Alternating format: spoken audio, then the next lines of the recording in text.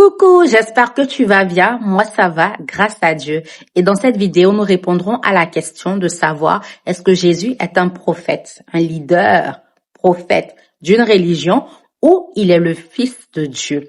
Vous savez, parfois, c'est difficile de croire que Dieu a un fils. Comment Dieu qui est esprit a un fils et dans la peau d'un être humain, etc. Et que Jésus est un prophète comme les autres prophètes des religions que nous connaissons. Et aujourd'hui, la Bible va nous expliquer d'elle-même la vérité cachée et Jésus confirmera dans sa parole. Sans plus tarder, lisons Matthieu 16, verset 13. Jésus se rendit dans le territoire de Césarée de Philippe. Il demanda à ses disciples, que disent les gens au sujet du Fils de l'homme? Si vous êtes familier avec la Bible, quand Jésus parle de Fils de l'homme, il parle de lui-même. Et vous allez voir la confirmation tout à l'heure. Donc Jésus avec ses disciples et il leur demande, qu'est-ce que les gens disent de moi? Ils répondirent, certains disent que tu es Jean-Baptiste. Je ne sais pas pourquoi ils ont pensé qu'il est Jean-Baptiste, parce que Jean-Baptiste existait à l'époque de Jésus. S'il n'existait pas à l'époque de Jésus, on allait se dire, ok, peut-être il se réfère à lui comme ça. On dit que, ils disent que tu es Jean-Baptiste.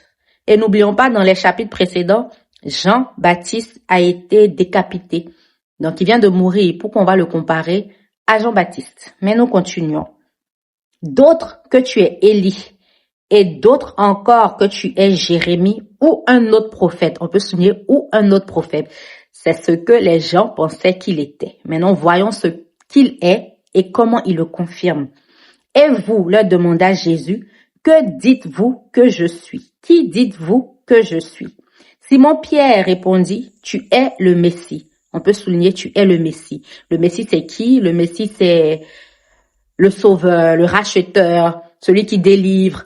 Le Messie, c'est un autre terme pour Christ.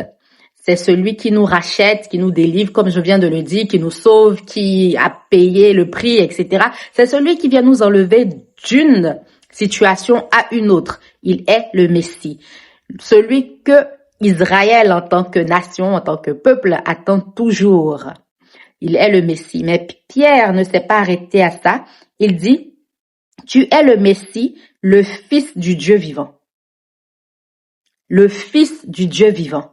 Ici, nous avons la confirmation que Dieu, en tant qu'entité, n'est pas que Dieu le Père. Il y a aussi Dieu le Fils. Et il dit que tu es le Messie, tu es le Fils du Dieu vivant. Il donne cette affirmation, il donne cette confirmation. Mais nous n'allons pas nous arrêter à là.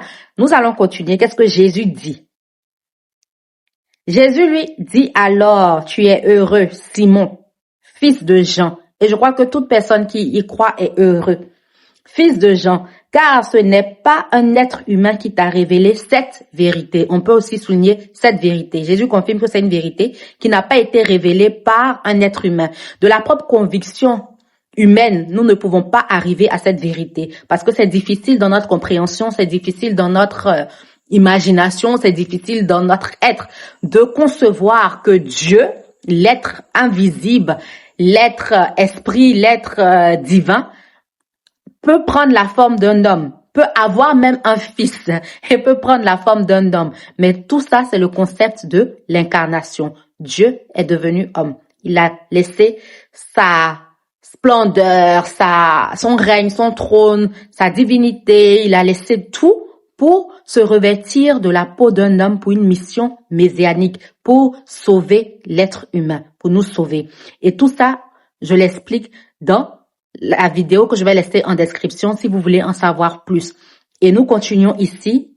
Il dit, car ce n'est pas un être humain qui t'a révélé cette vérité et ce n'est point un être humain qui peut apporter cette conviction dans nos cœurs pour comprendre que Jésus est le Messie, il est le Fils du Dieu vivant. Il faut une conviction de l'Esprit de Dieu.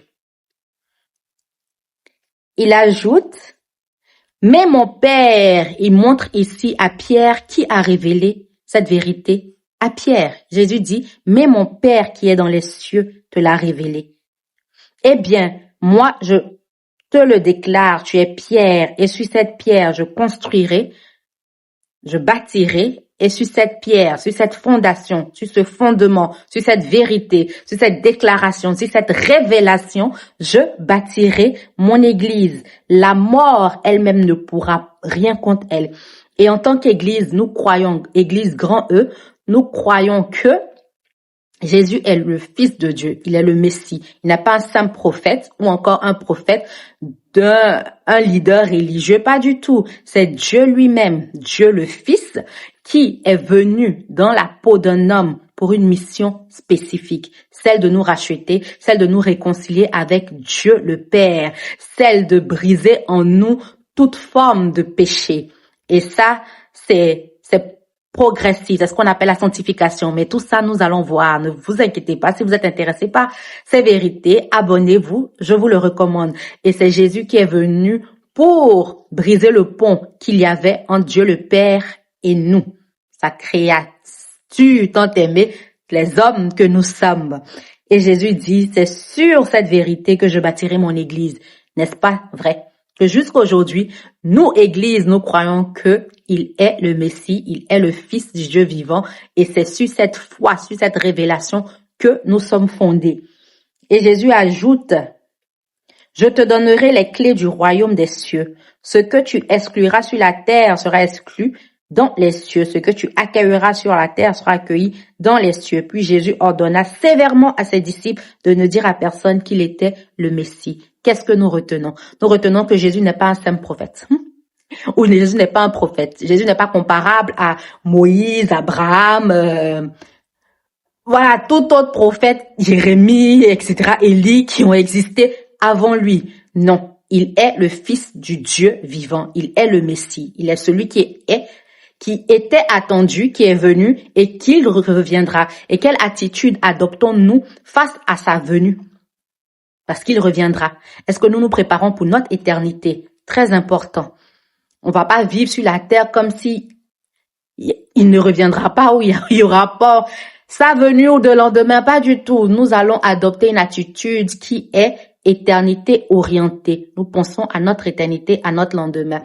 Il est le Fils du Dieu vivant. N'est-ce pas un grand honneur, une joie d'appartenir à cette grande famille divine, d'avoir le Fils du Dieu vivant comme notre Messie, notre Roi, notre Seigneur, notre Sauveur. Sur ce, je vous dis à très bientôt pour une prochaine vidéo. Si vous avez aimé, n'oubliez pas de liker, de me laisser un commentaire. Dites-moi ce que vous en pensez. Parce que moi, ces vérités m'ont sauté à l'œil. La plupart du temps, on se demande où dans la Bible est-ce que Jésus dit qu'il est le Fils du Dieu vivant?